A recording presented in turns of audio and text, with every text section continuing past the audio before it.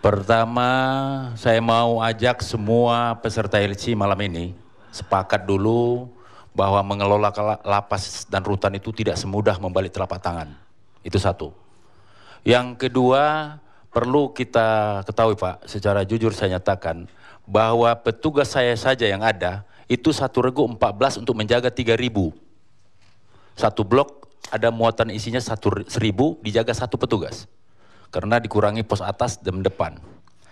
Terkait masalah tugas pokok kami Pak, tugas pokok di lapas ini, ada dua bentuk pelarian yang tidak, mungkin masyarakat umum tidak mengetahui.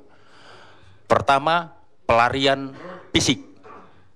Karena pelarian fisik berupa tembok, karena itu ada tembok. Kedua, pelarian psikis. Ini yang berbahaya Pak. Seperti yang kita bahas malam ini. Pelarian psikis itu tentu hubungan seksual. Ya Pak kan? Ketika ini dilakukan, katanya Pak, banyak ekses dampak dari pelarian psikis. Pertama, bisa saja memanfaatkan kamar mandi, ruang kamar mandi yang ada di ruang kunjungan. Satu.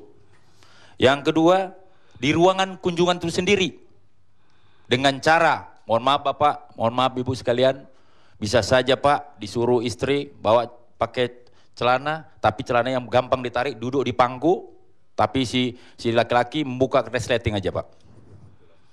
Itu. Yang ketiga, memanfaatkan ruang-ruang kerja pegawai.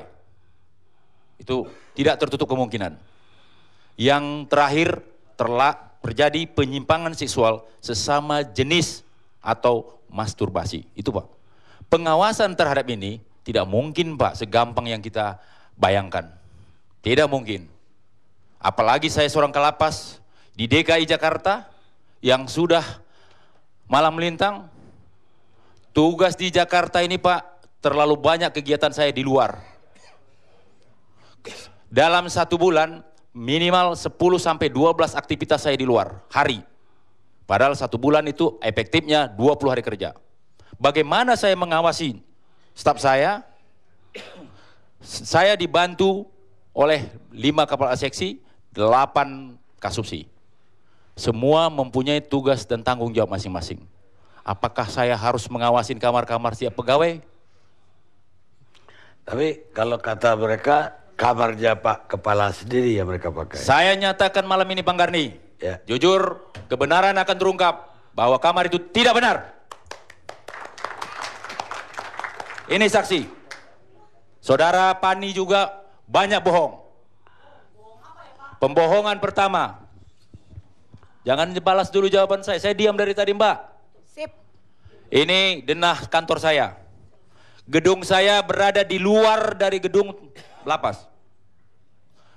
Akses masuk ke dalam gedung saya dari lobi. Ini gambar fotonya Pak. Tolong disodorkan Pak. Dari mulai masuk sampai ke ruangan saya tolong dimasukkan ke Pak Pani. Mbak Pani, tunjukkan.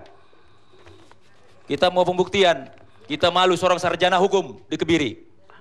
Malu saya sebagai alma mater USU. Saya akan siapkan itu, persiapan saya. Siapkan lawyer saya yang terbesar pun. Sip. Saya boleh. Ini. Lihat Pak Bani. Bani. Ini lihat. Ini ruangannya beliau. Halo? Ya jalan aja, itu udah jalan. Halo? Lihat tegas. Jalan. Biar jelas. Apakah ada orang yang mentir Anda di belakang Anda? Pak, halo? Jangan jawab saya. Pakai ini kalau nggak bisa. Maaf Pak Turman, saya potong ya Pak. Saya tidak pernah ada orang di belakang saya yang mau menjelekkan Bapak dan membayar saya. Buat apa? Buat apa gunanya? Mohon maaf Pak, mohon maaf. Dan saya tidak suka kalau dibilang itu namanya menjelekkan saya dong. Bang Garni, tolong tunjukkan akses masuk ruangan saya. Lengkap itu Pak. Oke, kalau itu bukan ruangan Bapak. Tadi dong ngomongin saya. Tunggu Pak, diam ya, diam. Kalau memang itu bukan ruangan Bapak. Kalau itu memang bukan ruangan Bapak, itu ruangan siapa? Ya, kamu sendiri yang tahu. Ya kamu lah yang tahu, itu lapas kamu. Itu lapas Bapak. Saya minta, Anda ke ruangan ini ya Pak?